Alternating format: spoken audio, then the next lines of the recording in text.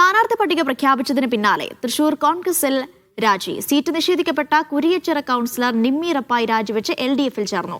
DCC general secretary Ravi Jose Thanikkal പദവി രാജിവെച്ചു. ആലുവ നഗരസഭയിലെ LDF-ന്റെ പ്രതിപക്ഷ നേതാവ് കോൺഗ്രസിൽ ചേർന്നു. തൃശൂരിൽ കോൺഗ്രസിന്റെ സ്ഥാനാർത്ഥി നിർണയം പൂർത്തിയായതോടെയാണ് സീറ്റ് ലഭിക്കാതെ വന്ന corporation councillor Nimmi Rappai party വിട്ടത്.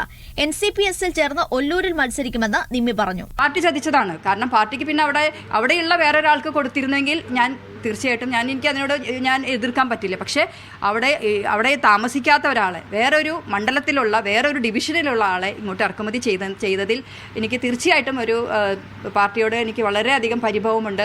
സീറ്റ് ലഭിക്കാത്തതിൽ പ്രതിഷേധിച്ച തൃശൂരും കോഴിക്കോടും DCC ജനറൽ സെക്രട്ടറിമാർ രാജിവെച്ചു. പാർട്ടി പരിഗണിക്കാമെന്ന് പറഞ്ഞിരുന്നു. പക്ഷേ പെട്ടെന്നൊരു സാഹചര്യത്തിൽ പാർട്ടി ആ പരിഗണനയിൽ നിന്ന് മാറ്റി മുൻപ് റിബലായിട്ട് മത്സരിച്ചിട്ടുള്ള ആ വ്യക്തി, അദ്ദേഹം റിബലായിട്ട് മത്സരിച്ച് പാർട്ടി സ്ഥാനാർത്ഥിയെ തോൽപ്പിച്ചിട്ടുള്ള വ്യക്തി, അദ്ദേഹത്തിൻ്റെ ഭാര്യ അവിടെ കൗൺസിലറായിരുന്നു. ആ ഭാര്യ മാറി വീണ്ടും ഭർത്താവ് മത്സരിക്കുന്നു, ഭർത്താവ് മാറി ഭാര്യ മത്സരിക്കുന്നു. ഇതാണ് സാഹചര്യം. പരാജയ ഭീതി കണക്കിലെടുത്ത് നഗരസഭയുടെ മറ്റൊരു വാർഡിലേക്ക് ചേക്കേറിയിരിക്കുക. അദ്ദേഹത്തിന്റെ ധാർഷ്ട്യം ആ ലിസ്റ്റിൽപ്പെട്ട ആർക്കും അവിടെ മത്സരിക്കാൻ സീറ്റ് നൽകരുത് എന്നായിരുന്നു. അത് KPCCയുടെ മാർഗരേഖയ്ക്ക് വിരുദ്ധമാണത്. ആലുവ നഗരസഭയിലെ LDF-ന്റെ പ്രതിപക്ഷ നേതാവായ ഗെയിൽസ് ദേവസി പയ്യപ്പള്ളിയാണ് രാജിവെച്ച് കോൺഗ്രസ് സ്ഥാനാർത്ഥിയാകുന്നത്. കോഴിക്കോട് സീറ്റ് നിഷേധിച്ചതിൽ പ്രതിഷേധിച്ച വനിതാ ലീഗ് നേതാവ് K. റംലത്ത് പാർട്ടിയിലെ സ്ഥാനങ്ങൾ രാജിവെച്ചു. കോഴിക്കോട് നോർത്ത് മണ്ഡലം പ്രസിഡന്റും മൂന്നാലിങ്ങൽ വാർഡിലെ കൌൺസിലറുമാണ് K. റംലത്ത്.